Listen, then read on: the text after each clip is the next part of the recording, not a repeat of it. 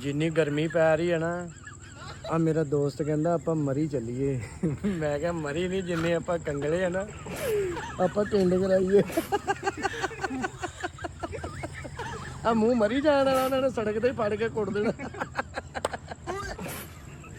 ਤੇ ਤੇਰੇ ਜ਼ਿਹਨ ਚ ਕਿੱਦਾਂ ਆ ਆਪਾਂ ਮਰੀ ਜਾਈਏ ਮੈਂ ਕਿਹਾ ਉੱਥੇ ਬਰਫ਼ਬਾਜ਼ੀ ਤੈਨੂੰ ਤੇ ਜਾਣ ਦੇਣਾ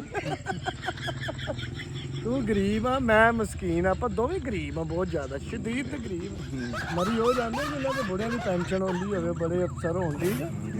ਆਪਾਂ ਦਿਹਾੜੀ ਲਾ ਕੇ ਗਾਈ ਦੀ ਮਰੀ ਜਾਣਾ ਕਿਤੇ ਟਿੰਡ ਕਰਾ ਕੇ ਕੱਦੂ ਮਾਰਦੇ ਮਰੀ ਜਾਣਾ ਗਾਣ ਗਈ ਮਰੀ ਜਾਣਾ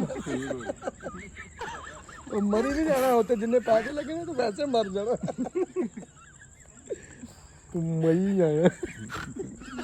ਟਿੰਡ ਕਰਾ ਸਵੇਰੇ ਠੀਕ ਹੈ ਠੀਕ ਹੈ ਤੇਰੀ ਏਡਾ ਡਰਾਉਣਾ ਤੂੰ ਲੱਗਦਾ